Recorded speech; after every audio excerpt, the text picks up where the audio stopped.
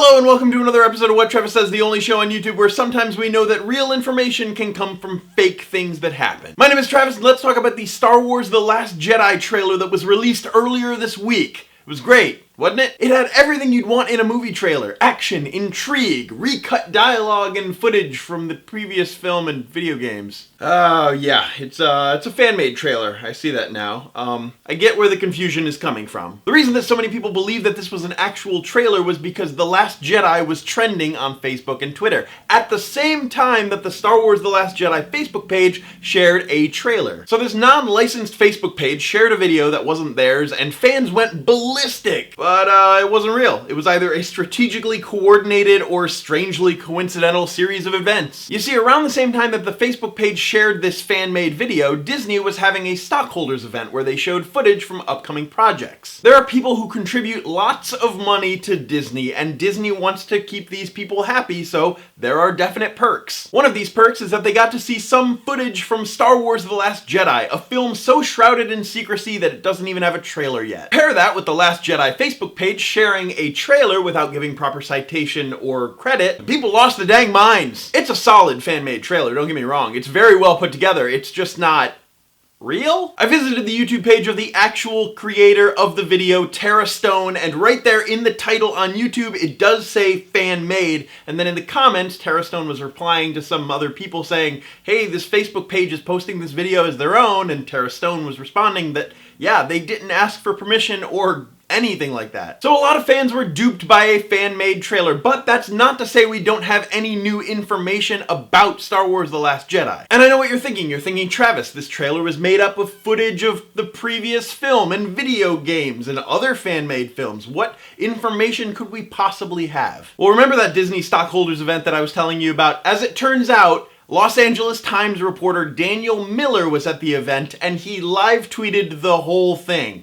Like, the whole event. He tweeted about seeing renderings of Star Wars Land and shareholders asking questions and what answers they got, seeing footage from Cars 3 and Guardians 2. And there were even shareholders pleading with Disney CEO Bob Iger to step down from Trump's business advisory panel. But some of the things that he tweeted about were very important to Star Wars The Last Jedi, so if you don't want any spoilers for the trailer, don't watch this video any further. Now, they didn't see a full-on trailer. This wasn't meant to get the fan base hyped to any extent. This was just a little bit of footage for a very lucky few. He said they saw shots of Chewbacca, General Organa, and Finn, a shot of an X-Wing wobbling in the air, and most importantly, Luke's first words to Rey. Apparently, as Rey is handing him the lightsaber, Luke responds, "Who are you?"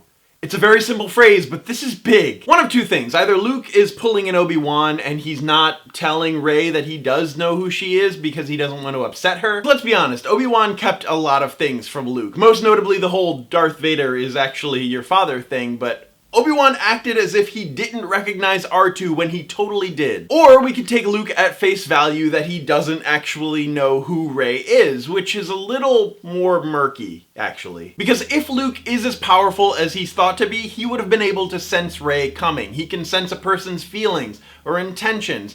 She has his friggin' lightsaber. He must have some knowledge of who she is just by sensing her through the Force, at least the fact that she's come to ask for his help. I did a video a couple weeks ago about how I think that Rey's parents don't matter and that I feel like they were actually kind of jerks, and the way that I would see Disney being able to tie a nice little bow on that, and I feel like this goes in line with that theory. Or at least that she's not a Skywalker or a Solo, she's not a past pupil of his, and that he's never met her before, maybe. See, that's what's tricky about Star Wars. You can't be 100% sure about something, even when it's explicitly stated, because a lot of these characters just aren't entirely truthful with one another. So if a character is told Vader killed your father, or you are my only Sith apprentice, and then later the character finds out Vader is their father and that their Sith master has like 5 other apprentices, it's kind of confusing. In the comments down below, let me know if Luke's first words to Rey change how you feel she fits in this universe. Did you used to think that she was a Skywalker and now you don't? Or do you think that he's like putting her on, just trying to keep something from her because he wiped her memory for some reason? As always, my name is Travis. Thank you for listening to what I have to say, and you will see me on Monday.